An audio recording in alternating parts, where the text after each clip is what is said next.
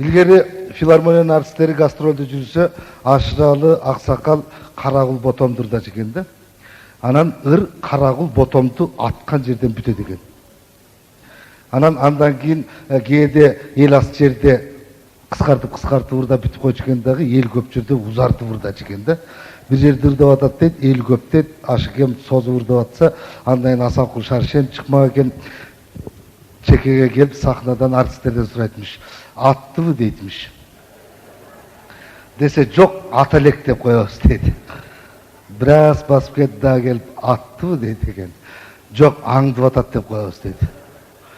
Анда Асанкул Шаршен тажап кеткен экен, айтатмыш. Бу жарыктык Ашыкем бүгүн Карагул Ботомду атпай эле муунту өлтүрөйүн деп атат дейтмиш. Азыраак настроениңиздер түшүп кетти окшойт, жана немеден бирок актуалдуу нерсе, жакшы нерсе айтып борончу. Азыр сиздердин көңүлүңүздөрдү көтөрүш үчүн мен сиздерге сюрприз катары Кыргыз Республикасына эмгек сиңирген артист, белгилүү обончу Токон Эшбаевди чакырам. Токон Эшбаев. Жазып койгон экен, баа көлдүк жигит окуп алып, тили сыныпка жаздатыр да. Калы тылагандын тагында дейби. Ой, энең дурай, мына оштук итальянча жазып койтур го дейтимиш. Дагы бир нарындык аксакал Бишкекке командировкага келип, мейманканада жатса бир Жалалабадтык жигит келип, кошо жатып, өккө таанышып, таң атканча агынан кызылынан басышып, эртең менен баштары ооруп калыптыр. Жалалабадтык жигит жатып алып айтатмыш. Ака, каллам ганграйт. Десе нарындык туруп, эй, түндө эле кыргызча сүйлөп аттың эле, эмне англисче сүйлөп калдым дейтмиш. Мындай окуялар аябай көп болот.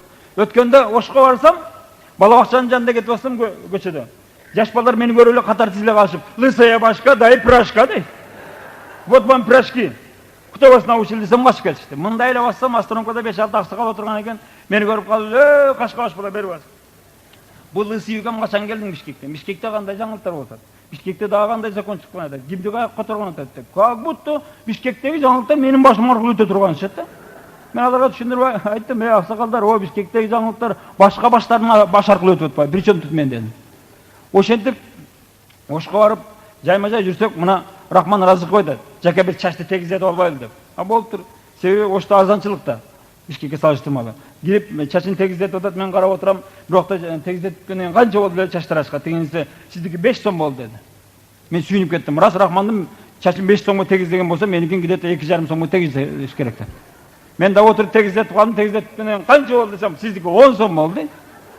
Кандай 10 сом болду? Тигинкен салыштырмалуу чачтын санын кара, баштын площадын кара десем, байке өзүңүз да туура түшүнсөңүз, будайды тегиз ороон оңойбу же машак терген оңойбу дейт.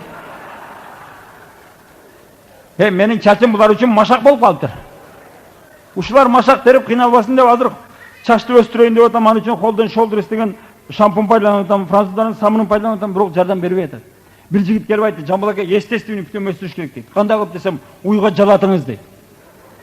Ойлонуп көрсөм, туура эле уй жалагандан кийин торпогуна тармал чач чыгат, туурабы?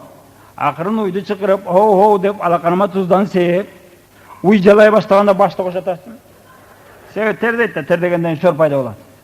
Жалады эле мына аркасына чейин түшүп калдым. Көрсөм мен уйга жалатам деп букага жаратып алып, мындабы? Бу эркек таналар жалаган жерге эч бир чыкпайт экен. Эмне үчүн кыз келиндерге сакал мурут чыкпайт десе, көрсө эркектер жалап кое турбайт. Туура эмеспи?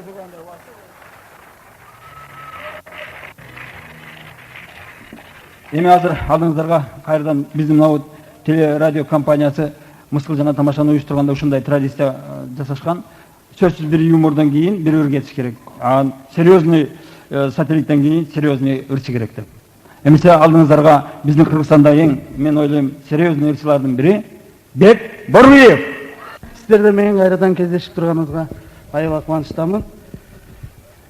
Жаңы кийинки убактарда ырдап жүргөн ырларымдан сиздерге чын жүрөгүмдөн бүгүнкү кечиңиздерге арнап ырдап бермекчимин.